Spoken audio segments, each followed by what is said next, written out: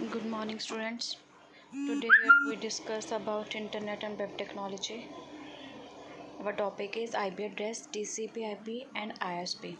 हमारी content है What is an IP address, domain name system, TCP/IP model, ISP. ISP means Internet Service Provider. First is what is an IP address. IP address को हम बोलते हैं internet protocol. ये उन technical format के बारे में बताता है कि डाटा पैकेट को प्रोसेस किया जाता है, कैसे प्रोसेस किया जाता है, कैसे कंप्यूटर की एड्रेसिंग स्कीम की मदद से नेटवर्क में कम्युनिकेट किया जाता है। आईपी एड्रेस को हायर लेवल प्रोटोकॉल जैसे कि ट्रांसमिशन कंट्रोल प्रोटोकॉल भी कहा जाता है। आईपी के साथ ट्रांसमिशन कंट्रोल प्रोटोकॉल क्या करता है, आईपी के साथ कंबाइन करके वर्चुअल कनेक्शन तैयार करता है डेस्टिनेशन टू सोर्स के बीच, ताकि हम अपना कोई भी डाटा को, कोई भी पैकेट्स को सेंड कर सकें between the destination and source. अगर मैं आपको एग्जांपल दूं तो आईपी एड्रेस हमारा इंडियन पोस्टल सिस्टम की तरह काम करता है। वी मीन्स ये पैकेज को पहले एड्रेस होने के लिए भेज देता है और फिर उसे एक सेंडर के द्वारा सिस्टम में भेजा जाता है, लेकिन सेंडर और रिसीवर के बीच कोई डायरेक्ट लिंक नहीं रहता।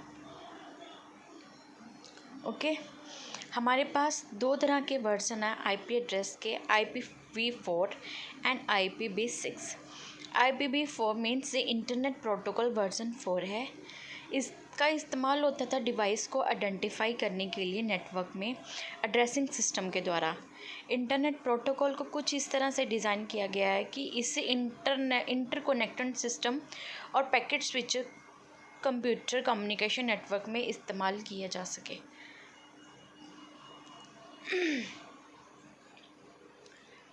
ये 32 बाइनरी बिट होता है। ये क्या करता है, ये भी किसी भी जो एड्रेस है उसको यूनिक आइडेंटिफाई करता है। ठीक है, each number is a decimal base 10 represent करता है for an 8 digit binary base 2 number also called an octet. जो 8 डिजिट बाइनरी होते हैं उसको हम ऑक्टेट बोलते हैं। जो 10 डिजिट बाइनरी नंबर होते हैं उसको हम बोलते हैं डेसिमल नंबर बोलते हैं। ठीक है, उसके बाद हमारा आता है IPv6।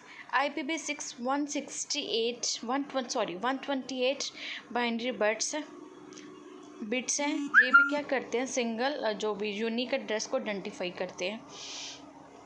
इसमें ये हमने क्यों डिवेल्प किया ताकि वो जो IPv4 में जो भी प्रॉब्लम्स आती हैं उनको आइडेंटिफाई या उनको रिमूव करने के लिए, उनको इम्प्रूव करने के लिए ये चीज़ बनाई गई है।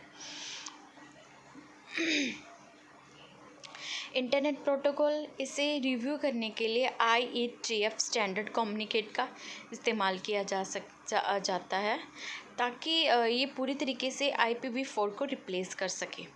पहले उसको हम चेक करते हैं कि ये उस चीज़ को कंप्यूट करता है, मीन्स मतलब ये उसकी प्रॉब्लम को रिमूव कर रहा है जो हमें IPv4 में आए, देन हम इस चीज़ को डिवेल्प करते हैं। बेनिफिट क्या है IPv6 के, IPv6 को बढ़ाने में, IPv6 पूल ऑफ एड्रेस को बढ़ाने में जो IPv6 है वो हमारी मदद करेगा। ये ऑटो कॉन्फ़िगरेशंस होएगा, ये नेट करने की ज़रूरत नहीं है, मीन्स नेटवर्क एड्रेस ट्रांसलेशन करने की ज़रूरत नहीं है। ये ऑटो कॉन्फ़िगरेशन होएगा, बेटर मल्टीकास्ट रूटिंग प्रोवाइड करेगा, सिंप्लीफाइड होएगा, मोर एफिशिएंट रूटिंग होएगा। तो ये चीज़ है। नेक्स्ट हमारे पास आएगा domain name system. Domain name system means अगर मैंने किसी भी वेबसाइट में मतलब भी ये क्या करता है, ये हमें नेम प्रोवाइड करता है।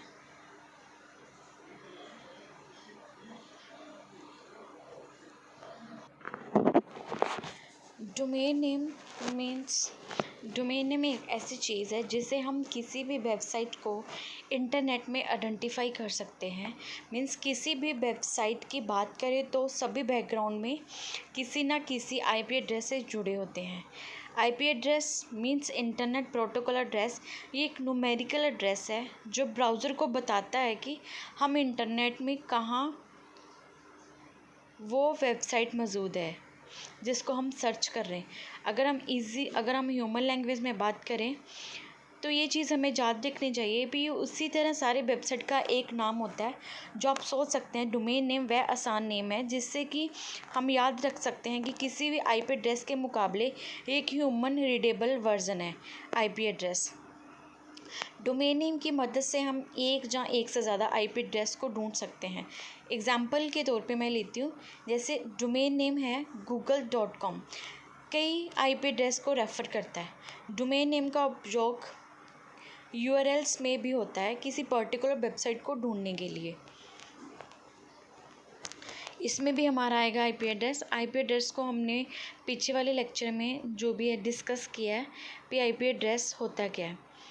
नेक्स्ट हमारे पास इसमें आता है यूआरएल आता है। यूआरएल का मतलब है unified resource locator, uniform resource locator. Uniform resource locator क्या होता है? ये अगर आप किसी भी वेबसाइट पर पहुंचना चाहते हैं तो आपको क्या होगा, उस वेबसाइट का यूआरएल पता होना चाहिए। ताकि आपको उस वेबसाइट का यूआरएल पता नहीं है तो आप उस वेबसाइट पर कभी नहीं पहुंच सकते। यूआरएल किसी भी वेबसाइट के बारे में बताता है ये वेबसाइट कहाँ पे है और आप उस पर कैसे पहुंच सकते हैं।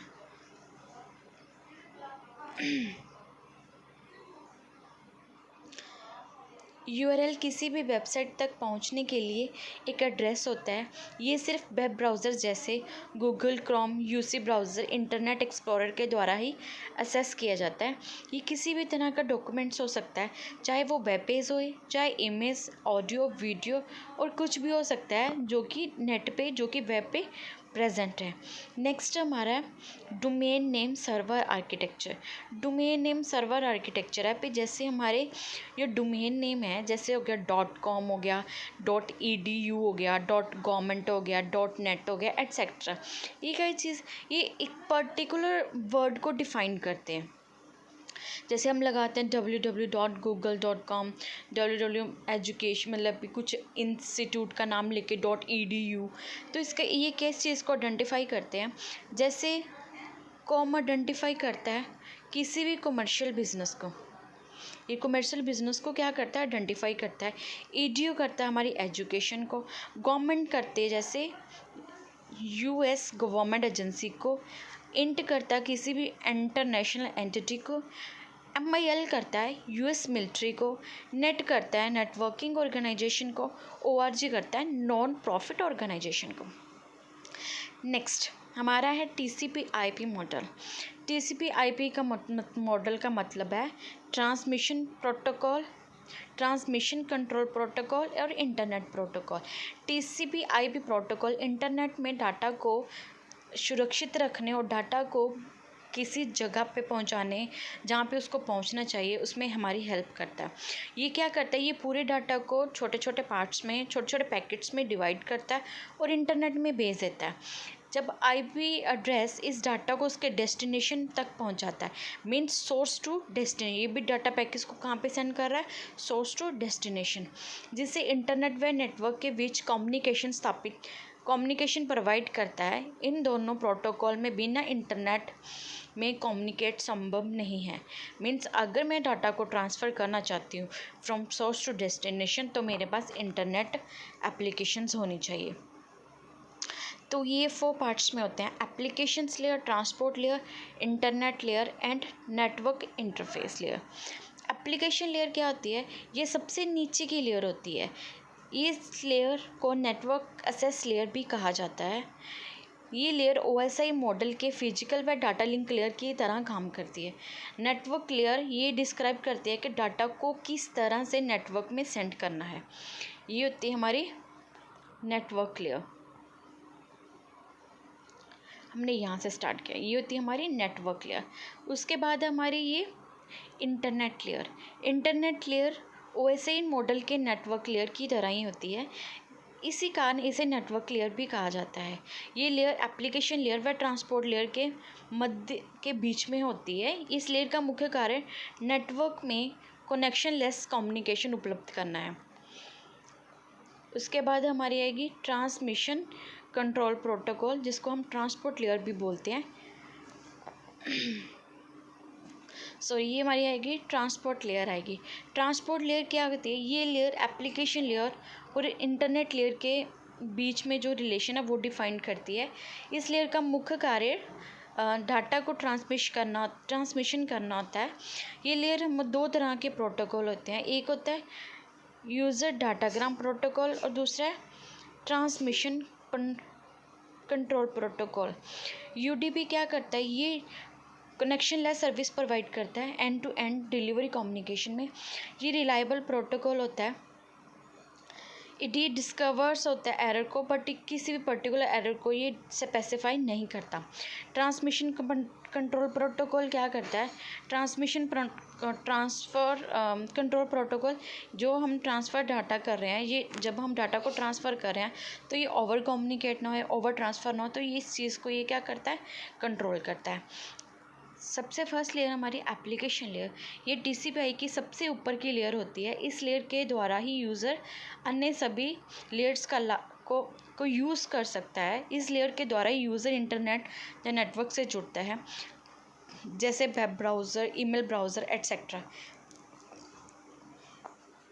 एप्लीकेशन लेयर कई प्रकार के प्रोटोकॉल को यूज़ करता है, जैसे HTTP, DNS या FTP। उसके बाद हमारा आता है इंटरनेट सर्विस प्रोटोकॉल। ये हमने लास्ट वाले लेक्चर में भी डिस्कस किया था। इंटरनेट सर्विस प्रोटोकॉल, ये कंपनी हमें नेट को असेस करवाता है, ठीक है। इसके टाइप्स होते हैं access provider, mail box provider, hosting, IP address, ISP, virtual ISP and free ISP। Access provide क्या करता है? ये हमें इंटरनेट प्रोवाइड करता है through telephones line, cables, wifi, fibre optical. Mail box provider क्या करता है? ये हमें मेल बॉक्स देता है, जिससे हम क्या कर सकते हैं? ईमेल को सेंड कर सकते हैं, रिसीव कर सकते हैं, जहाँ कलेक्ट कर सकते हैं। होस्टिंग क्या करता है? होस्टिंग मीन्स ये हमें ईमेल प्रोवाइड करता है और कहते हैं वर्चुअल मशीन्स प्रोवाइड करता है, क्लाउड्स प्रोवाइड करता है, जिससे थ्रू हम क्या कर सकते हैं? नेट को असेस कर सकते हैं। वर्चुअल ISP ये क्या करता है? ये भी हमें इंटरनेट प्रोवाइड करता है, बट ये अपनी कंपनी के नाम से हमें नेट प्रोवाइड करेगा। Free ISP means without any cost हमें इंटरनेट प्रोवाइड करता है। Thank you students.